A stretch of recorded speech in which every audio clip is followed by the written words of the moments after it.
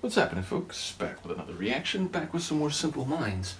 And we're returning for the 1979 album Life in a Day, and the next tune is No Cure, which, now that I've begun to go through The Cure, I can't help but think of, assuming there's no relation there. It sounds like an illness, a disease, or an affliction for which there is no remedy, for which there is no recovery, and thus would be necessarily terminal or at least permanent.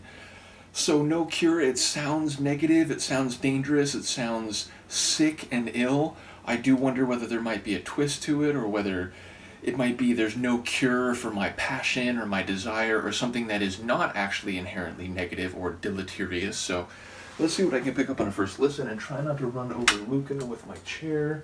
This is Simple Minds, the track is No Cure, and it's from their 1979 album Life in a Day. Maybe?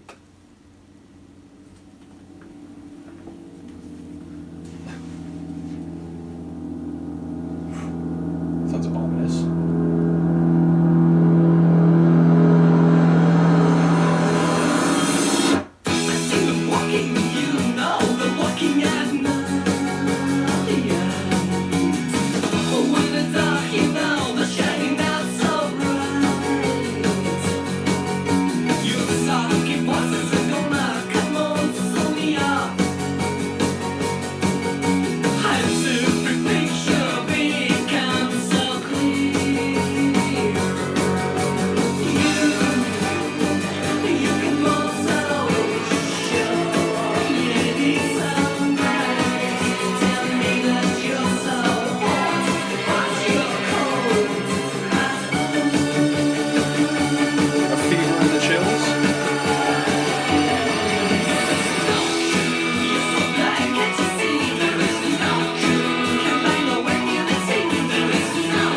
Roxy music or something.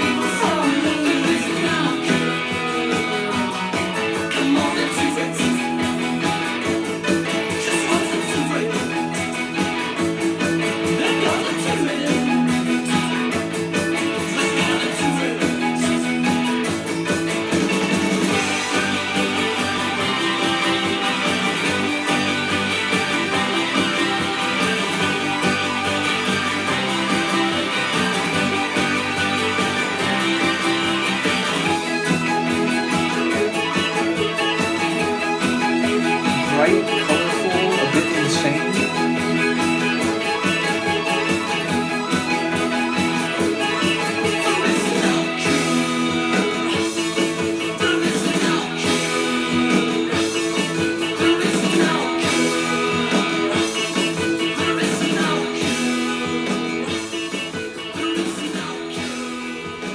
On the back of a truck, they recede off into the horizon. So yeah, as I said during it, it sounded a bit like the crazier atmosphere of a group like Roxy Music.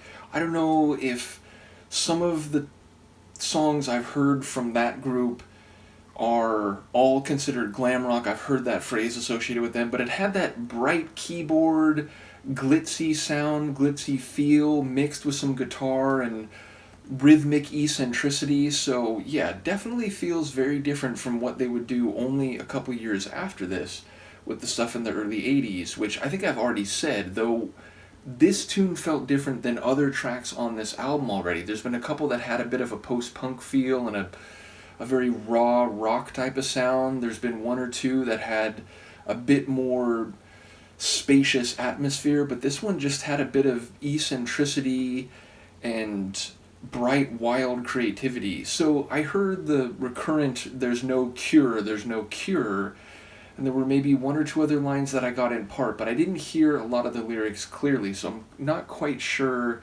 what it's about. I did hear the idea of someone feeling both hot and cold, which, again, certain illnesses, I think the flu in particular, you get that dynamic where you feel both cold with the chills, but you're also burning up and sweating, so it's this, you want the blanket on, but then it's too hot, so you take it off, and then you're freezing, so it felt like maybe there were some lines that were playing off of symptoms of being actually ill, but I wonder if it's that basic or simple in terms of what he's actually talking about. So I look forward to people's comments, but again, making me think of Roxy music, maybe a bit of Japan as well. Definitely more eccentric and weird and wild than some of the other stuff, not only on this album, but certainly in the albums that follow this, which had a more atmospheric, almost like soundtrack rock type of feel. So yeah, ultimately curious to hear what people have to say about this one. Let me know, and I will see you next time. Peace.